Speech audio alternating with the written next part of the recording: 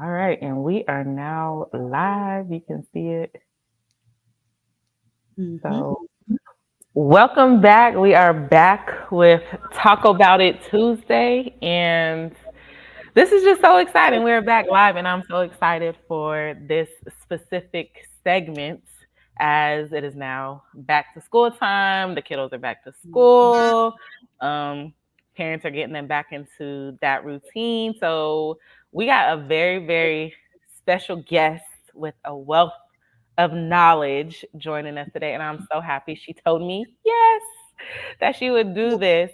Um, so I don't even remember how I met you. Like we've been rocking for so long. Oh my Like God. I we've been think through a couple of BHP. battles. Was it BHP? I think Or was it Legacy? maybe Because we rocked with Legacy together too. before Legacy. So like, I came back to the district in 2017. I went to be a BHP 19, 2019. Yeah. Yep. Okay, So so ever then we since met. then, Okay, so BHP we was rocking, and yep. then we rocked together in Legacy, Yeah. I was and like, we I need help. I got somebody though. Let me call my girl. Yeah. and now we just continue to rock and just lean and support one Yeah. another. So for those of you who do not know, um, I'm gonna do a brief introduction of you. It is Hope is a wealth of knowledge. So let me just make sure I get all your letters in place and correct me if I'm wrong. She is a licensed mental health clinician, and we're gonna put a big oomph on that license because this is something that you're just recently celebrating, right? A Yes. big, a major accomplishment. Definitely. Yes, so I'm excited. A Thank you. certified school counselor. Certified school counselor. Yep. Oh, and what else am I missing? I know those are Um, I am a certified ESOL pre-K through 12 teacher. I'm civics endorsed for the state as well. Um, I don't know, a whole lot of stuff going on. I we're also multiple. work as a MRT, a mobile response specialist with South County Mental Health. Mm, So we go out and we do crisis assessments in the community and provide support and connect people with resources. So I have my own therapy practice called Vantage Point Counseling and Consultation. Vantage Point has been around, but I will be launching my website October 1st. So stay tuned. Everything is coming to a city near you. I will start back taking clients private again. I took a hiatus because from COVID to now, therapy and mental health has been a lot. So I kind of had to take Mhm. a step back and kind of get myself together as well because dealing with a lot of other people's crisis, you kind of go into emergency mode yourself because you've depleted Right. yourself from trying to help everybody else. So I took a hiatus and I'm definitely ready to back to get to in the groove of everything. So mental health is life for me. I love mental health. I've been doing this forever. Um and it's just what it is. So we welcome mental health to everybody. We want people to understand that their mental health matters, and Right. sometimes you might need to take a mental health day just to show that you are doing what you need to do for self. I know that's right. And like with you saying that, you're also a youth mental health first aid trainer. Yes, I also teach Palm Beach County School District employees youth mental health first aid and what to do in the event of a crisis with a youth, and how we can support them on our campus and how you can support someone in your family and in the community. I love it. Y'all, a wealth of knowledge. This is what I'm Yeah. trying to tell you. She is a walking encyclopedia. Like she is a wealth of knowledge. And I am so glad to have her rocking with me and starting this conversation because we are back in school. School is Right. back for a lot of the country. Some are Yeah. preparing to go back within the next couple of weeks. Um, One of the things I've noticed, and this is day two in Palm Beach County, Hmm. some schools have been in for a week, are that students are experiencing a lot of anxiety going back into the classroom. Definitely. withdrawing, social skills. So, as a school counselor and even as a mobile response, like what are you seeing? What are you noticing? And what can we talk about some tools that can help parents address these issues, these concerns with their child and with their mental health professional or doctor?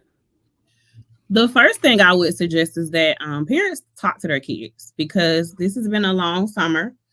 And a lot of our babies were in summer school. And in Palm Beach County, our summer school was extended this year till July, like late July. I think it was July 18th. So we aren't usually in summer school that long. And then they had like a little small break, and now we're back.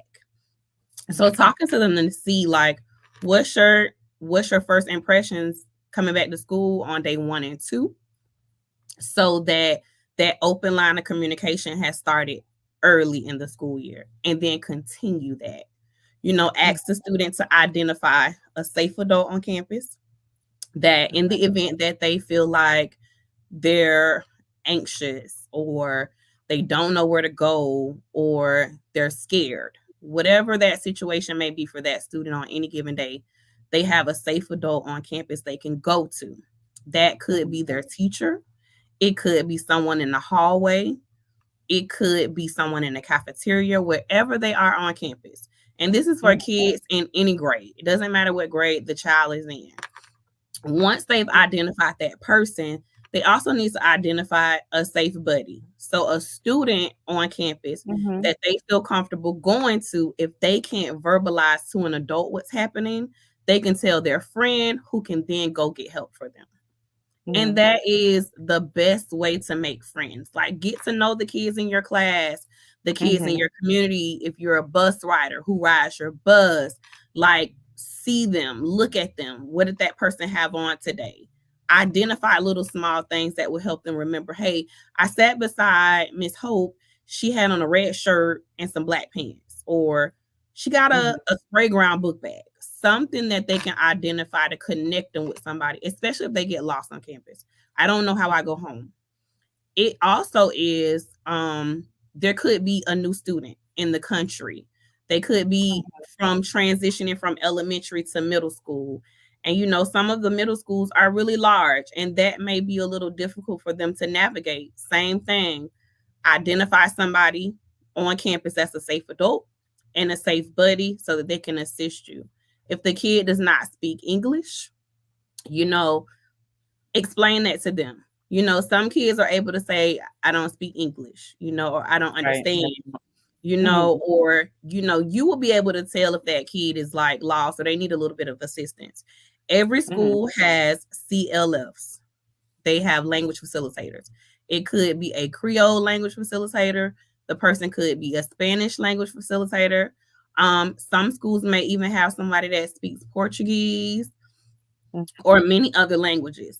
And if not, the multicultural department at the district can assist that school with getting someone to translate in that student's native language if needed. They can Mhm. also go to the ESOL coordinator who works with all of our students that may be new to the country or if they are ELL, English And what's language learners. okay, English language learners and ESOL is English second language or something like that? Yeah, English English as second a second language. Hmm. English So, English but as a but the parent will know if the kid is ESOL, right. or if they're ELL. It'll be according to how they're listed in SIS. So in our school Okay. district system, they will be listed according to whatever their background is. And then in the school district, I don't remember from the parent side if they can see the icons. We have like different icons at the top if that specific Mhm. student may be ELL, if the student is ESE, if the student is homeless, of they're under McKinney-Vento, um, if there's like a custody order or health and safety, if they have an allergy, there's different icons in the system to help them assist the student with whatever is needed on campus and get them to the right person. But they can Right. always, if all else fails, they can always go to their school counselor and say, hey, I need help. This is what I need Mhm. help with. And that person will be able to guide them on any campus regardless the grade level. Now, Mhm. middle and high school are considered secondary, and they have multiple school counselors. So they may have um, ESOL school counselors, and then they'll have regular school counselors. And the ESOL school counselors will help the students that speak a different language. I got you. So a lot to take from that. Mhm. So the thing that comes up for me is yes, there's all these resources such as the ELL, the ESOL, school Mhm. counselor. How do parents even go about even realize recognizing that their child needs this service? Some type of support. I mean, they could Mhm. just go to the school. Like, you're going to see things in your children that the teacher may not. And the Mhm. teacher is going to see things, or people on the campus will see different behaviors that you may not see. And it's a partnership. We definitely have to build relationships with our parents and the Mhm. community, so that when I come to you as the educator, you're confident that I know what I'm talking about, and you trust me enough to, hey, this is what's happening with little Johnny on campus. This is what I'm observing. What if I refer little Johnny to our BHP, our school behavior health professional? She can go around, or he can go around and do, spot checks. They can do check-ins in the morning, check-ins during lunch, check-ins in the afternoon, just to do a temperature check to see how he or she is doing and how we could support them better on campus. We build those relationships from within, because if it starts on day one, the further out we get, I could say, Mom, guess what?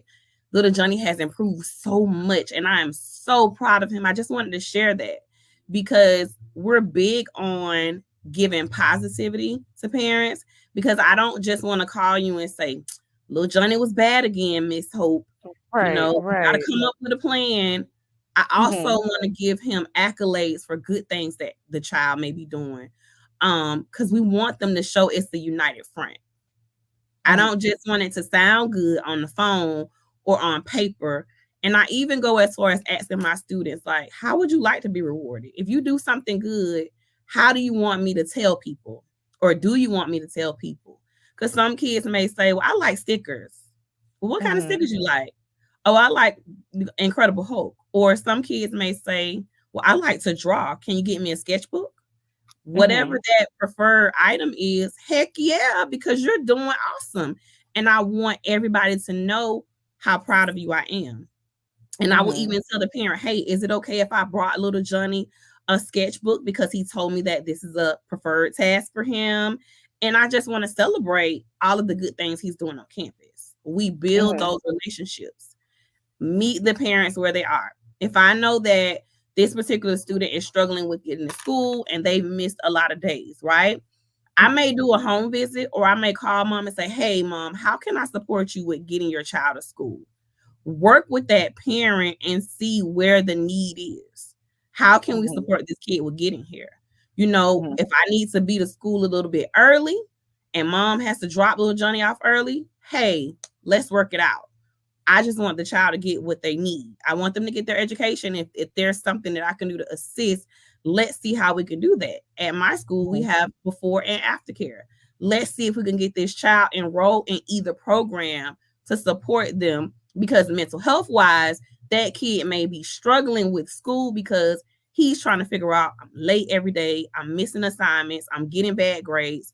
How can I help myself? So if I can help that kid, their mental health is going to improve, because the kid's not going to be stressing about, I missed Miss Johnson's class today. She's upset. I have to make up all this work. I have an F. So you're trying to help them figure everything out and find good solutions, but still at the same time motivating that kid, because you don't want them to lose their momentum. Right, right. So what about parents? Because even when I, worked within the school district and even being a parent within, and not specifically just, Palm Beach County School District, but just Right. overall to like how are parents as a school counselor, how are parents able to even get involved to know like what is going on within their child's school or my child is especially at the older level, it's kind of easier Right. at the older level for kids to maybe hide things from their parents. I know things are different. They Mhm. don't send papers home now. Right. Everything is more so like electronic now. But Yeah, even then, yeah, kids are like a whip of knowledge where they can, go in, erase things, different things like that. So right. how do parents get involved? So in Palm Beach County, we use Parent Link. So the great thing about Parent Link is you decide how you want to send information to the parent. So if we're doing a call out, you know how you get those calls? Hey, we're having X, Y, and Z on ABC Day. Please come out. You can do it as a call out, a text, and an email. So you can choose to send it all those ways at one time when you do the initial call out. That's through Parent Link. Schools also have social media pages and they post on social media when they're having different events. They Mm-hmm. have SAC meetings that I really, really encourage parents to attend because in those SAC meetings they go over everything school. If it's the school improvement plan, if it's the budget, if it's different opportunities they have for the kid, like tutoring or any kind of community events that the school may be sponsoring. They go over all these things in a SAC meeting every month. They have a meeting, there's an agenda, and some schools also offer virtual. So if the parent can't come in person, a lot of schools have created a virtual option so the parent can still log in virtually and get all of the same information Mm-hmm. so that they're still in the know about what's happening. Some schools use the app S'mores and they create newsletters and they send it out to the families every day.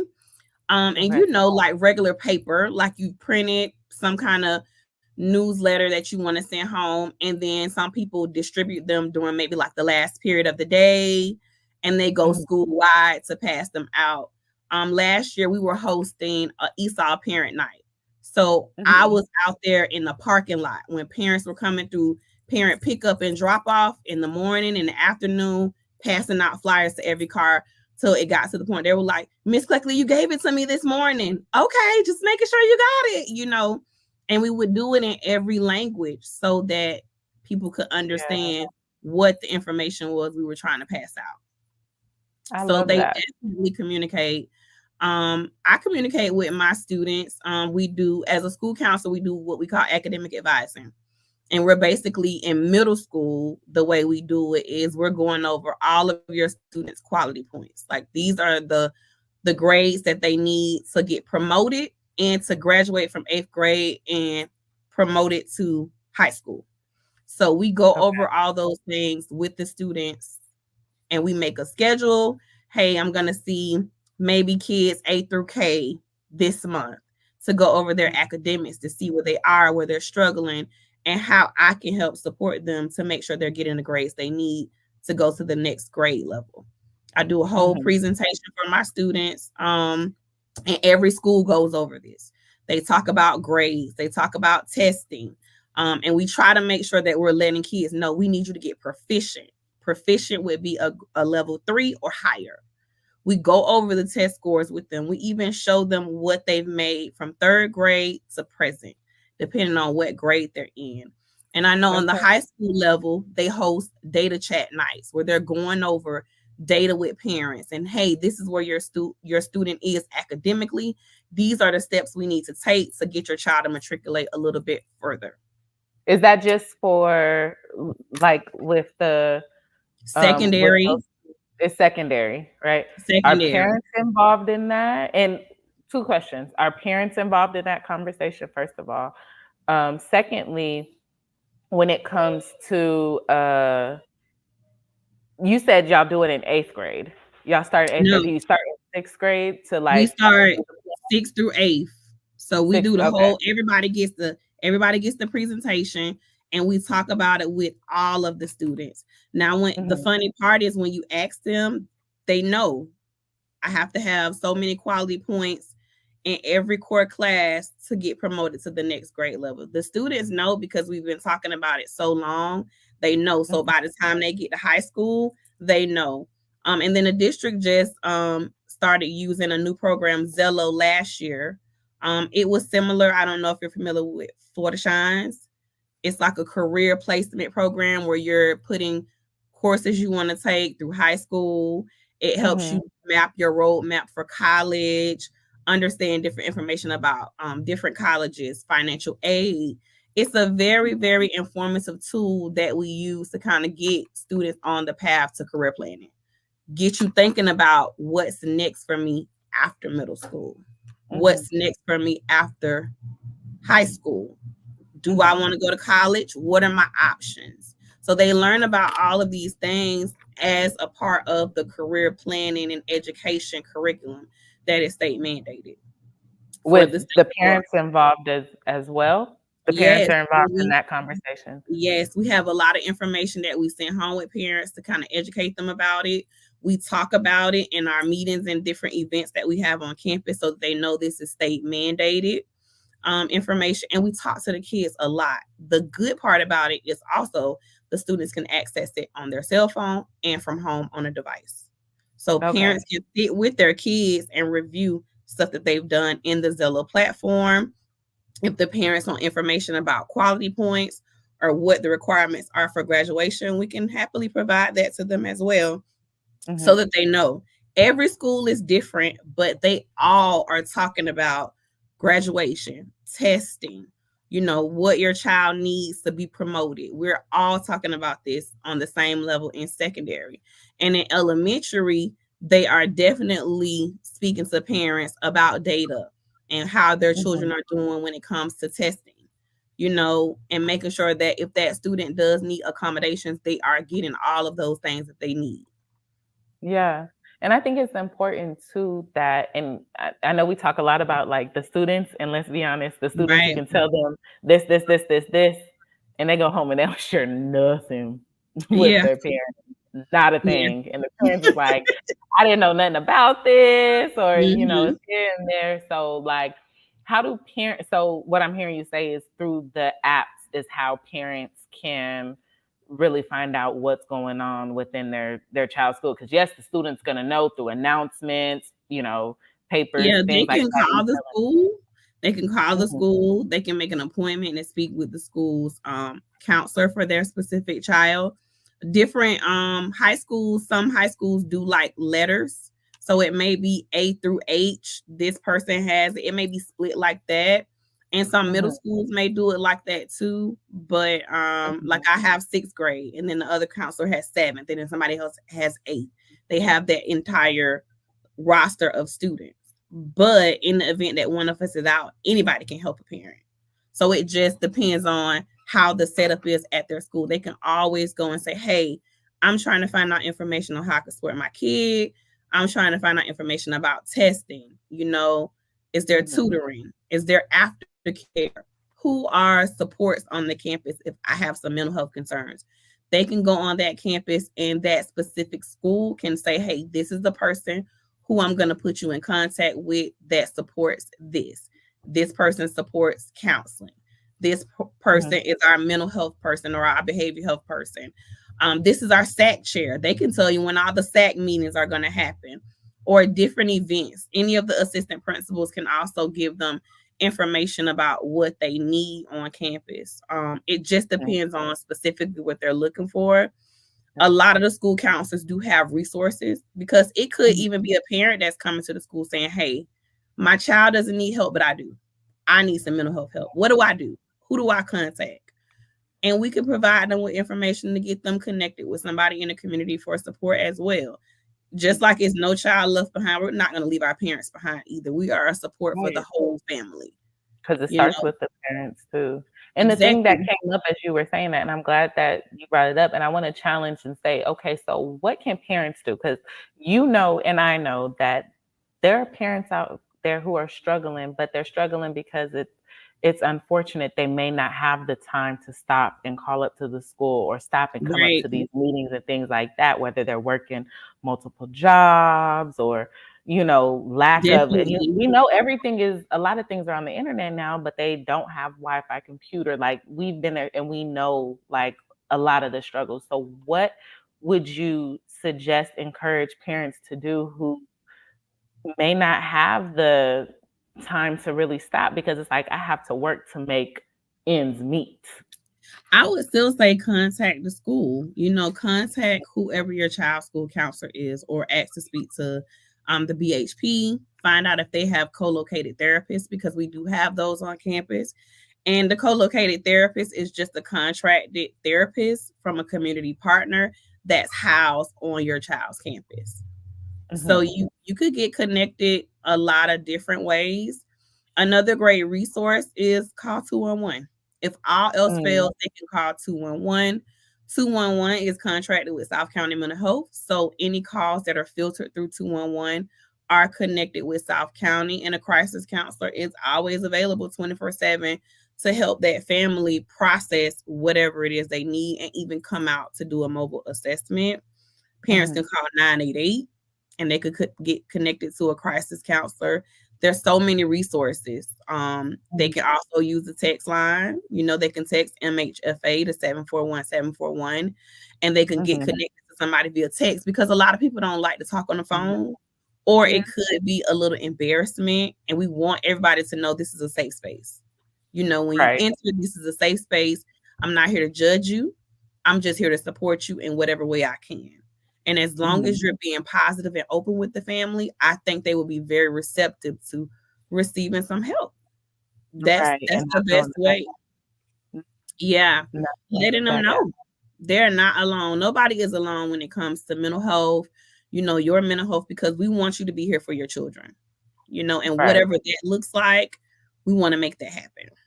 Right. You first have to show up for yourself Yeah. to be able to be there Right. for your And I child. can give you all of the information and resources, but you still have to be the person to follow through. Some people, depending on their job, most jobs have EAP services available. So that's another option for parents. They can reach out to the EAP at their job and they can get connected. And they also cover your children when you have it at your job.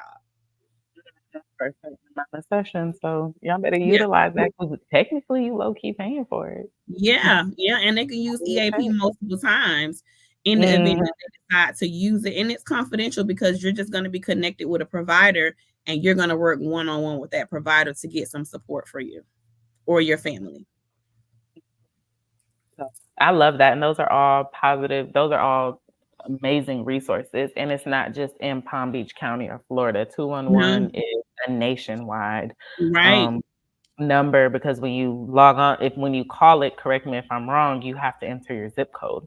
So, right, and they they'll be able also to get have online, they have different counties. So if you go Mhm. to the 211 guide website, they can give you, the guide for the Treasure Coast, if you need something for Broward, if you need something specifically for Palm Beach County, because we do have families that commute. You could Right, live in the Treasure Coast, which is like Port St. Lucie, St. Stewart, Okeechobee. You could live in those areas, but your children could be going to school in Palm Beach County. Or you right, could live in Palm Beach County and you work in Broward. So it just depends on where you need the actual service. You can still find resources for any county in the surrounding areas. Or even if you go out of state, you can still get in contact with somebody to support you. Yep. I love that. I love that. This was a wealth again, y'all. Hope is a walking encyclopedia. She is a wealth of knowledge. And I really wanted to have this conversation too, because again, just working in the settings that I work around mental health and working with youth, I see a lot of youth come in struggling and parents not knowing what to do when it comes to that. A lot of it, Right. can start at home, but a lot of it can be in school as well. And then just even starting back school, making sure parents are starting back on the right track with their kid. Right. Um, because last year I learned a hard way when it came to my daughter and like her situation. And I was able to advocate for her to get her Mm-hmm. what it is that she needed. And the school tried to they tried us with, Mm-hmm. the teacher, the class, and what they were trying to offer her. And it was like, no, because they had said, just a little backstory, they had said she wasn't able to be in the advanced classes, the higher classes, because her test scores dropped. We ain't never heard her test scores drop. She does tutoring. She Mm-hmm. has an amazing tutor. Shout out to her Right. tutor. and we were never informed of this. Mm-hmm. Not via paper, and we keep with we are they use Class Dojo for her school, so Right. never heard anything about this. So I'm like, no, like the mama bear came out of me, and I went and I knew, okay, I need to talk with the assistant principal, and then if I need to bring the principal in, bring him in too, you Right. know. And then if not, reach out to people at the district level too. If you're feeling like you're not being heard by your, Mm-hmm. you'd hate to go there, you really would, Yeah. but you think of like the grievance policy, like, okay, I'm gonna come to the person first. Mm-hmm. And then I feel if you're not doing anything, people do it all the time because Right. they're advocating for the best interests of their child or Right. themselves, whomever it may be. So I really want to encourage parents to advocate for your kids. If you don't Right. know something, ask. That's why Mm-hmm. educators are there. Ask. Yeah. I remember with Jawan, with my son, um, we started noticing things when he was in VPK, and he's in fifth grade now. Mhm. And so I went to the teacher and I was like, hey, um, this is what I'm noticing at home. Are you noticing this in the class? And she was just like, no. And I said, well, I would love for him to be tested just to be sure, and giving her the backstory. He was premature, he was born at 7 months, he was 30 weeks, stuff like that. And he was in a NICU, just so she had an idea. Wasn't my first preterm labor. I struggle with preeclampsia, which is a big topic now for a lot of parents are finding themselves struggling with preeclampsia. But I struggled 4 times with all 4 of my children.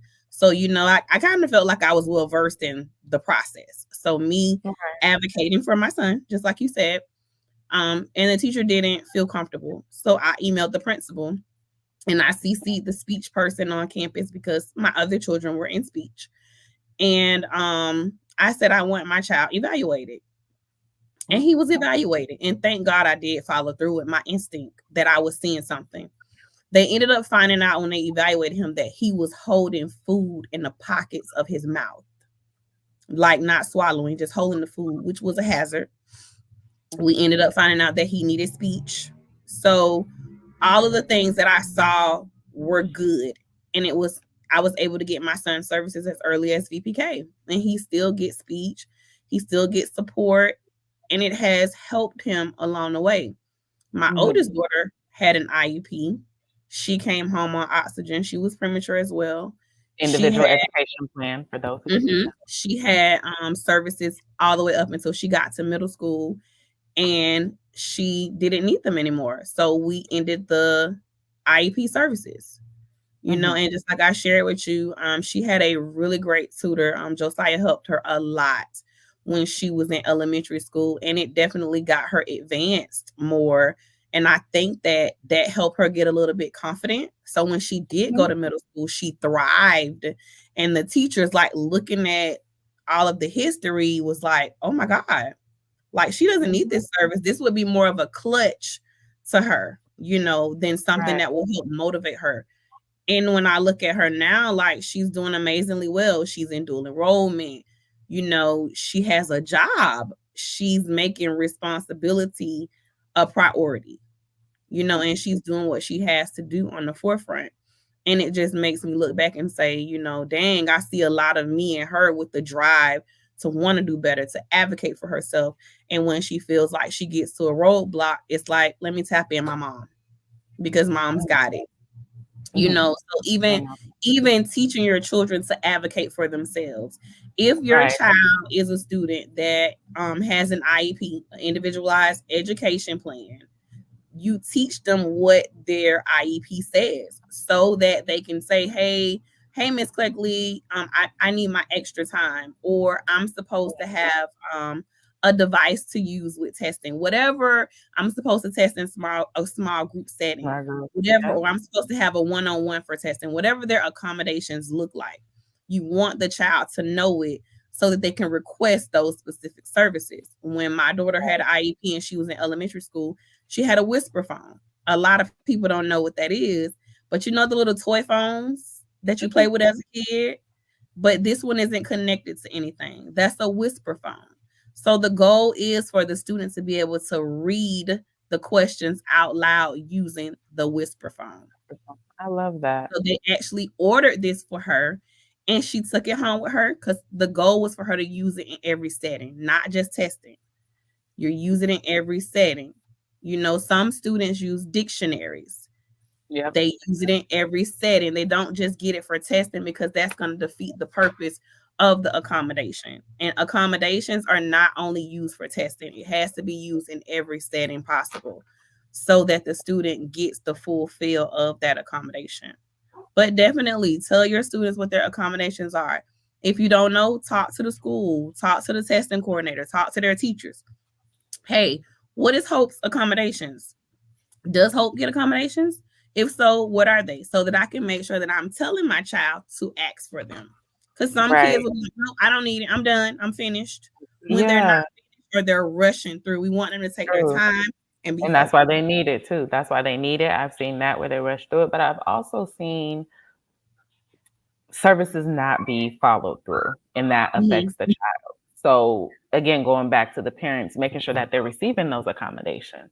Yeah. You know, if it's they're being pulled from class or they go here during this period every so often, Hmm. asking like, "Hey, do I get a follow up a note or something after every one, or do I get one after like when to make sure that how are y'all tracking his or her progress to know that Right. it's working because you want it to be effective. Like, yes, they get all these accommodations and support, but Yeah. are they working? Because if not, then we gotta go back to the drawing board and adjust Right. somewhere. And making sure you are using other resources for your children like Khan Academy, like iReady, Reading Yes. Plus. Not I know the already. kids don't really like it, Mhm. but this is practice. Reading Plus is practice.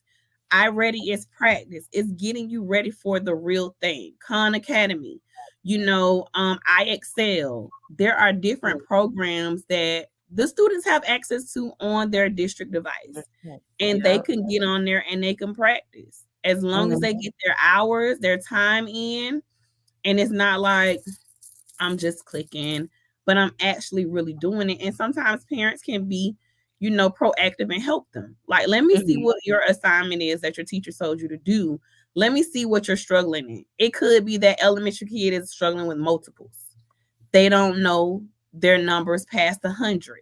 Whatever Mhm. it is, you have to be able to identify those weaknesses so you can follow up and say, hey, Miss Hope, little Johnny is struggling with counting two-digit numbers, Mhm. or adding and subtracting integers. Whatever it is that kid is struggling with, identify it. So you, as the parent, can talk to the teacher and get the buy in and get support for your child, whatever that looks like. If it's Mhm. pre algebra or algebra that your child is struggling with, ask the teacher for tips or different sites that you can use to help your child with tutoring. And also say, hey, when does tutoring start on campus?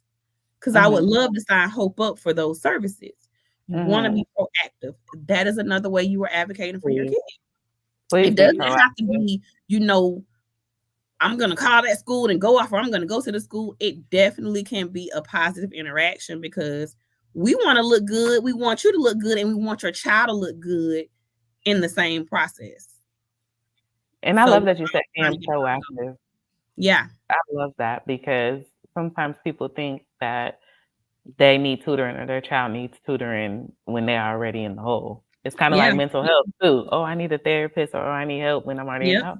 No, if you're starting to feel sick, you're gonna address that right away, whether it's going to the doctor, taking Hmm. medication, resting, something. If you find yourself feeling sick, you look to figure out, okay, how can I feel better? Same Definitely. thing when it comes to, education, and we both mental health. We gonna throw the mental health in there as well Yeah. to make sure that you're addressing it right then and there. Both of my kids are in tutoring. Yes, they have where they struggle in other places more than others, Right. but they're in tutoring. And again, I'm gonna shout out their tutor, Miss Kiana. She's amazing. No, she's not taking new clients because she's selfish and I'm hogging her. Just kidding. No, but she is wonderful. She is amazing, and I Right, highly recommend it.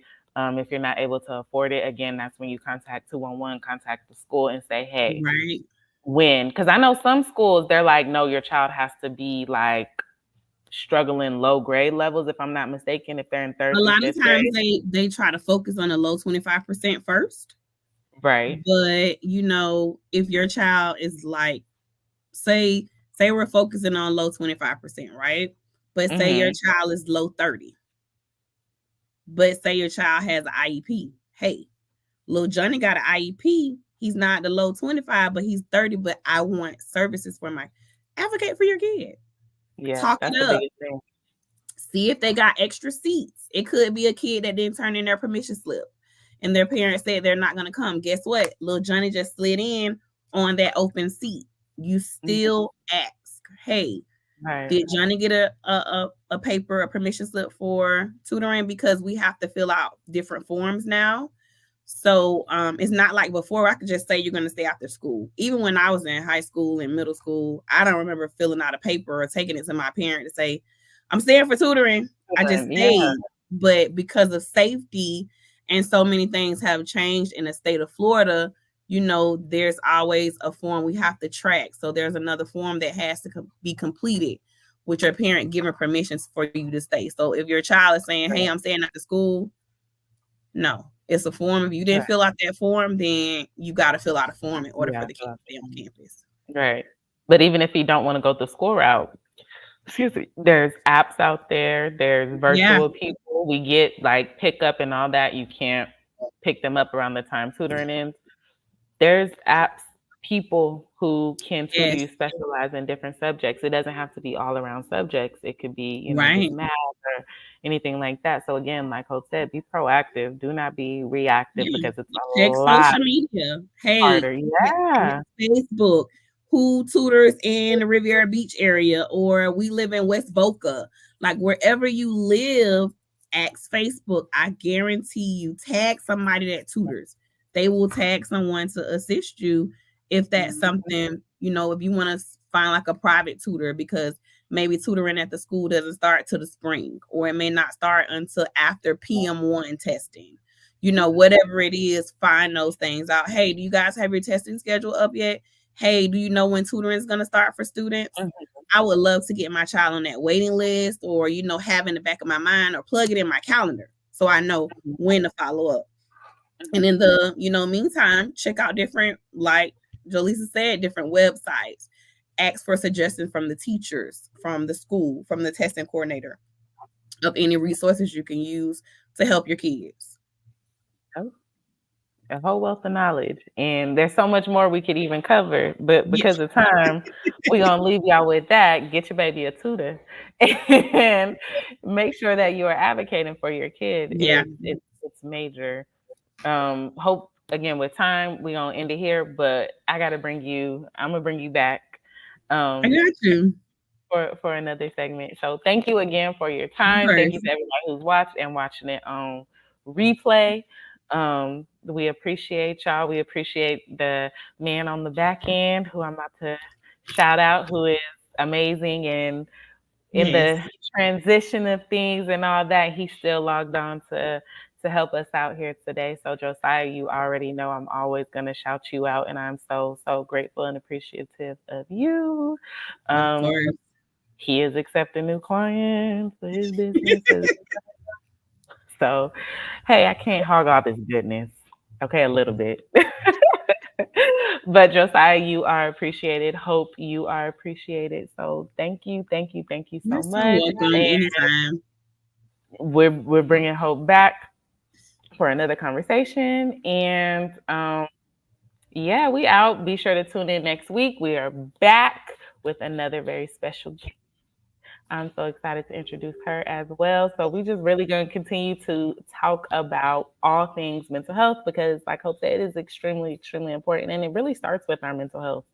Hmm. So we all have mental health. Let's pour into it and let's take care of ourselves. So thank you again. Hope any last remarks? This is No, you guys have a great school year, great rest of your work week, and make sure you are practicing self-care every day. Yes, love it, love it. So Josiah, we are out. We're gonna end this stream.